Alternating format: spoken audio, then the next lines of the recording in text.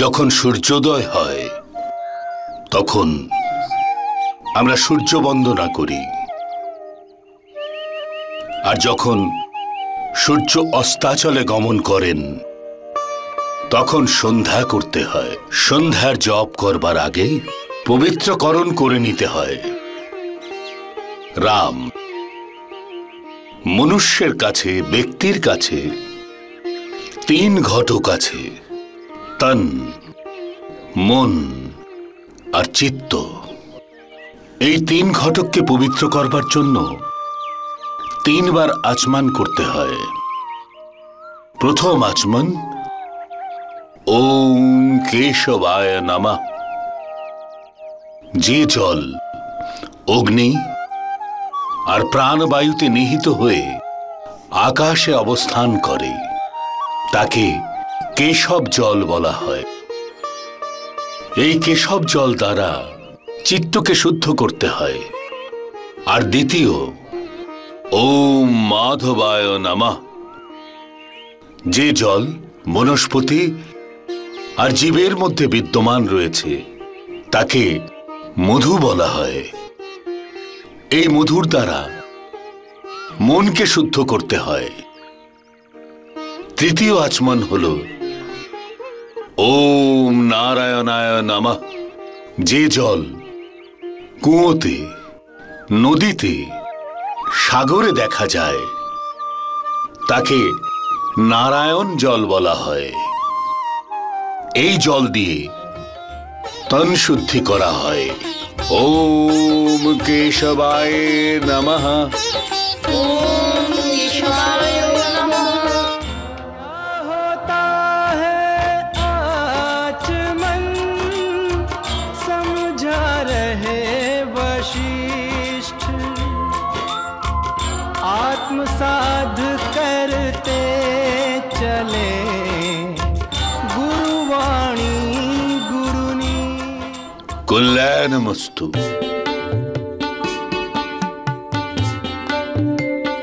সীতার রাত হয়ে যাচ্ছে।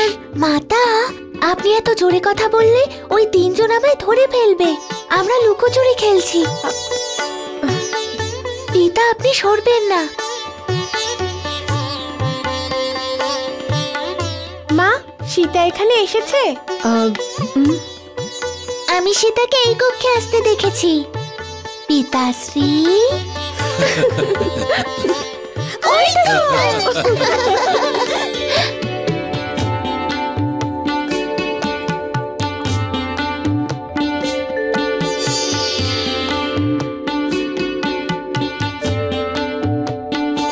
সীতা আমাদের জীবনটাই বদলে দিয়েছে, শোনেও না?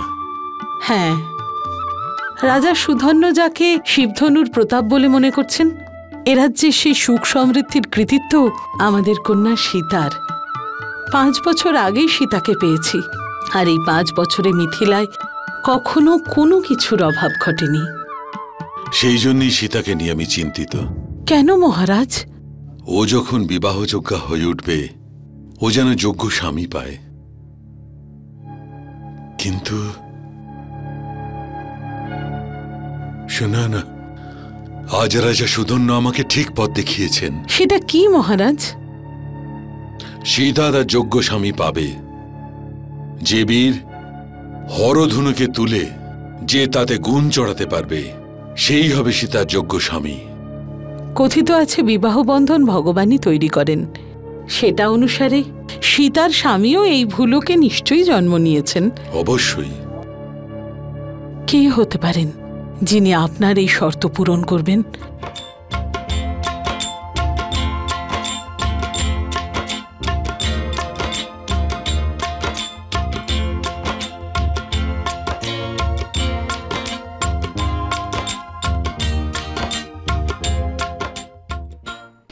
তোমরা সবাই গুরুকুলে আসার পূর্বে স্বর যোজনা করা নিশ্চয়ই শিখেছ।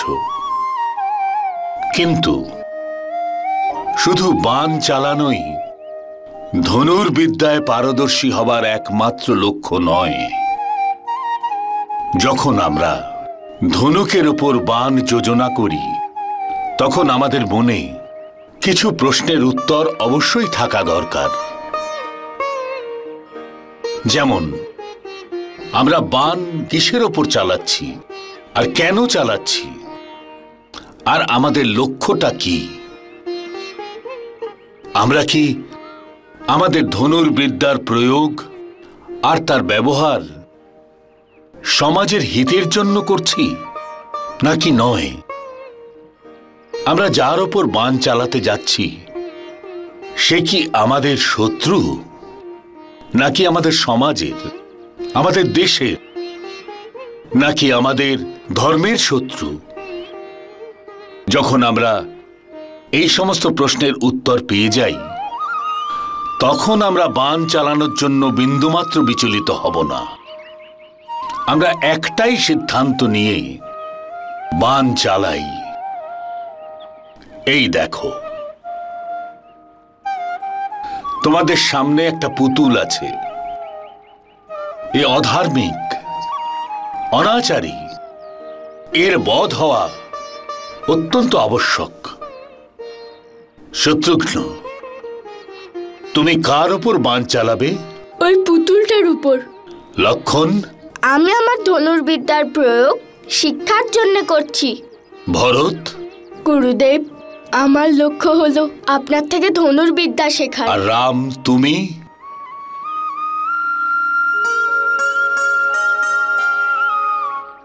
কল্যাণ হোক। ওঠো রাম। রাম, তুমি কার ওপর বাণ চালাবে? গুরুদেব, ওই অনাচারী, অধর্মী, অত্যাচারীর ওপরে। তোমার লক্ষ্য কি? ওই অধর্মীর অনাচার আর অত্যাচার থেকে মনুষ্যদের মুক্ত করা। রাম, তুমি কি তোমার ধনুর্বিদ্যার প্রয়োগ সমাজের মঙ্গল কামনায় করছো? গুরুদেব, ওই অত্যাচারী আর অধর্মী বধ হওয়ার সাথে সাথে সমাজ ভয়মুক্ত হবে। রাম, তুমি যার ওপর বাণ চালাচ্ছ সে কি তোমার শত্রু? অনাচারী আর অধর্মী কোনো একজনের শত্রু হয় না। সে তো পুরো সমাজের, ধর্মের এবং দেশের শত্রু হয়, আর তাকে উচিত দণ্ড দেওয়া প্রত্যেকেরই কর্তব্য। গুরুদেব। রাম, ভবিষ্যতে তুমি মহান ধনুর্ধর হবে। এবার বলো, তুমি কি করতে চাও? ওই অত্যাচারীকে নিঃশেষ।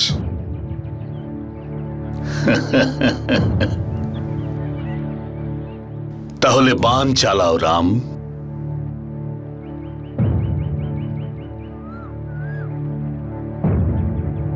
রাম, যদি তুমি তোমার শত্রুকে দ্বিতীয় সুযোগ দিতে না চাও তাহলে ওর মর্মভেদ করা অতি আবশ্যক। সেই জন্য সম্পূর্ণ শক্তির সঙ্গে তোমার বাণ এই ধনুক থেকে এমন গতিতে বেরোবে যার গতি দেখে বায়ুও আতঙ্কিত হয়ে যাবে। তুমি গুণ টানো রাম, আর বাণকে নিক্ষেপ করো রাম।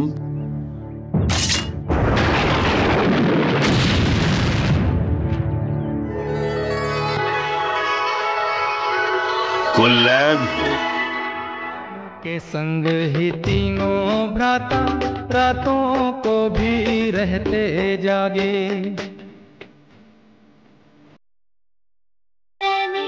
करिया करके समाप्त वो पशुधन की सेवा में लागे। नेह के संग ने सहलाते,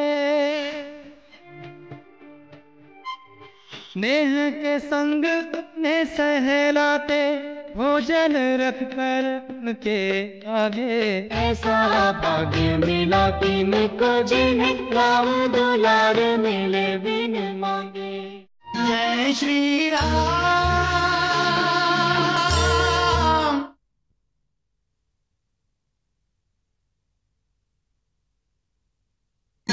श्री राम। গুরুদেব, আমার ভয় করছে। শত্রুঘ্ন, কোনো পরিস্থিতিতেই তোমার নিশানা যাতে চ্যুত না হয়, আমি তো সেই অভ্যাসই তোমাকে করাচ্ছি। ভয় ত্যাগ করো শত্রুঘ্ন, আর লক্ষ্য স্থির করো।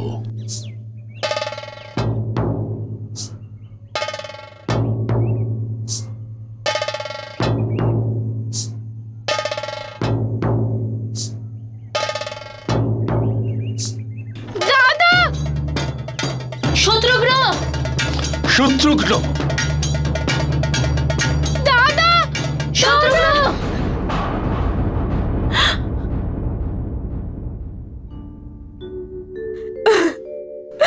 সুমিত্রা, কাঁদছো কেন? মহারাজ, এ তো অশুভ লক্ষণ। গুরুকুলে আমাদের সন্তান লক্ষণ শত্রুঘ্ন। সুমিত্রা, আমাদের 4 পুত্রই কুশলে আছে। তুমি চিন্তা করো না দিদি। মহর্ষি বশিষ্ঠ স্বয়ং ওদের দেখাশোনা করছেন। হ্যাঁ সুমিত্রা, গুরুকুলে শিক্ষা নেওয়া সব ছাত্ররাই ওনার কাছে ওনার নিজের পুত্রের সমান। কিন্তু মহারাজ, এই প্রদীপ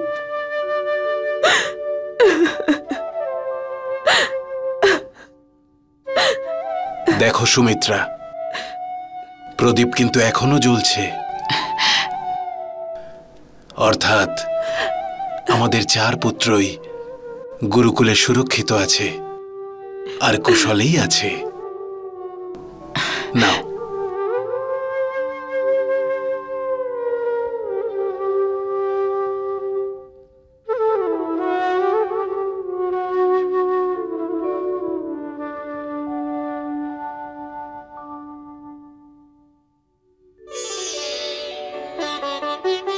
প্রণাম গুরুদেব। কল্যাণ হোক। রাম, শত্রুঘ্ন বলছে যে ও আবার তীর চালাবে। রাম, ও এটা জানে না যে যতক্ষণ ওর কবজির এই চোট সম্পূর্ণ ঠিক না হয়ে যাচ্ছে, ততক্ষণ ও খুব ভালোভাবে তীর চালাতে পারবে না। রাম, আমাদের জীবনে আমাদের শরীরের অনেক মাহাত্ম্য আছে। এই শরীর আত্মার আধার। আত্মা কি? পরমাত্মার অংশ, পরমেশ্বরের অংশ। তাই এই আত্মাও পরমাত্মাই।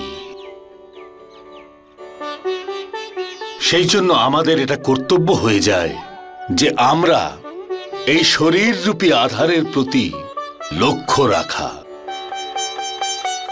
এই শরীরের সঙ্গে যুক্ত আছে মন। মন অত্যন্ত চঞ্চল, দুষ্ট, যা তোমাকে এক পলকে একই সঙ্গে এমন জায়গায় নিয়ে যায় যেখানে তুমি যেতে চাও না। সেই জন্য এই মনকে নিজের বশে রাখা অত্যন্ত আবশ্যক, যাতে আমাদের বুদ্ধি, আমাদের চিন্তা সঠিক হয়। যতক্ষণ আমাদের চিন্তা সঠিক না হয়, ততক্ষণ আমাদের কর্ম সঠিক হয় না। আর কর্ম কে করে? তাই এই শরীরকে আমরা কখনোই নির্বল হতে দেব না। শেষ উপদেশ প্রভাতে প্রার্থনা সভাতে দেবেন। পুত্র, এখন তোমরা বিশ্রাম নাও। প্রণাম গুরুদেব। কল্যাণ হোক।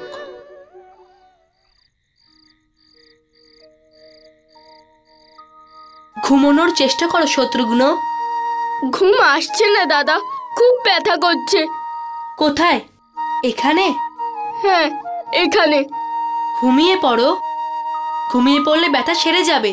দাদা, তুমি গান শোনাবে? তাহলে আমি এক্ষুনি ঘুমিয়ে পড়বো। আমি যদি গান শোনাই তাহলে তোমার আর ঘুম আসবে না, তোমার ঘুম একদম উড়ে যাবে। না দাদা, একটা গান শোনাও না। হ্যাঁ রাম দাদা, শোনাও না। মায়ের কথা খুব মনে পড়ছে। আমাদেরও শোনাও না রাম। তুমি গাইলে তাহলে আমার মনে হবে যে আমার মা আমার জন্য গান গাইছে। দাদা, তুমি তো এই আশ্রমে আসার আগে আমাদেরকে বলেছিলে যে আমাদের মায়ের অভাব বুঝতে দেবে না। গাও না দাদা।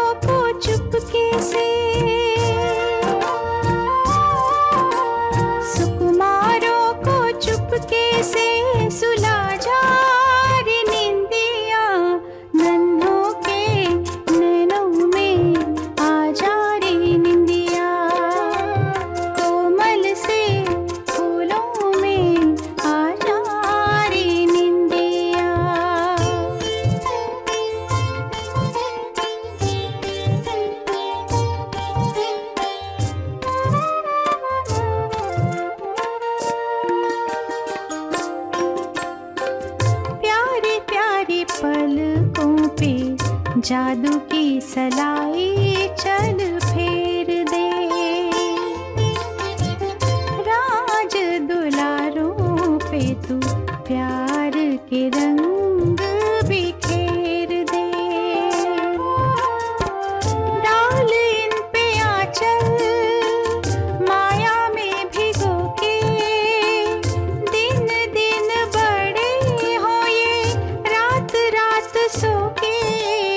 भोर भय तक दूर तू इनसे, भोर भय तक दूर तू इनसे ना जा रे निंदिया, नन्हों के नैनों में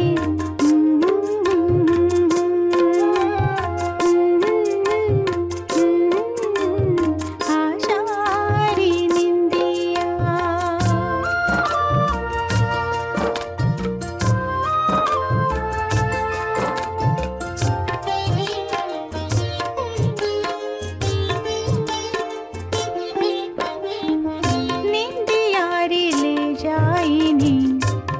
ऐसे अनोखे संसार में चांद सितारे जहां परियों से पाए उपहार में। उड़न खटोले पे ले जा रही उड़ा के, ममता की बाहों में झूला झूला के। यहाँ से लेकर यहीं इन्हें, यहाँ से लेकर यहीं इन्हें पहुँचा जा रे निंदिया, नन्हों के नैनों में आ जा रे निंदिया। कोमल से फूलों में आ जा रे निंदिया।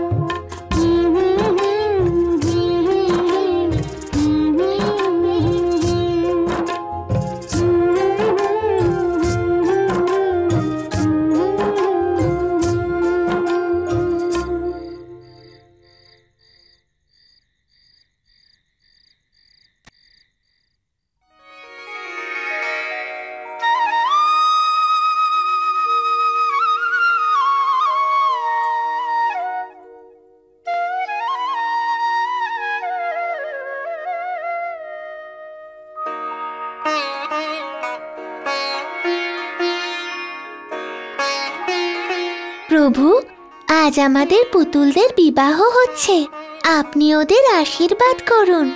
আমার কনে পুতুল একটা শর্ত রেখেছে, যার এই শক্তিশালী শিবধনুক হাতে তুলবার ক্ষমতা থাকবে ও তাকেই বিবাহ করবে। সীতা, পিতা আজ তোমার বিবাহের কথা বলছিলেন। তোমার কেমন স্বামী চাই? আমার।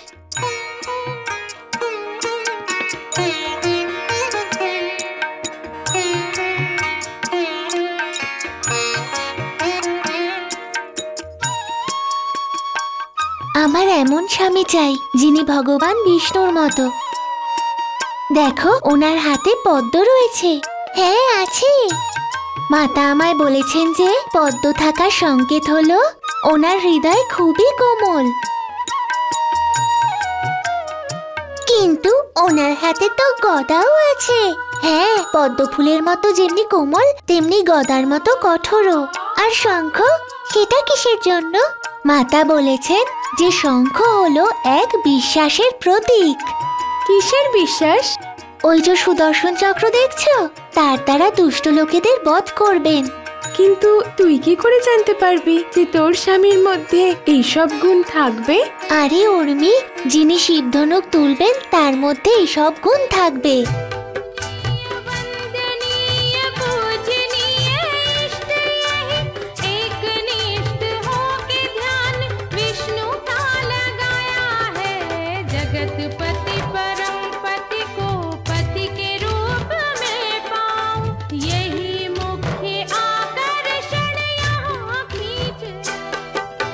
চলো চলো, পুতুলদের বিবাহ করি, নয়তো ওরা রেগে যাবে। চলো।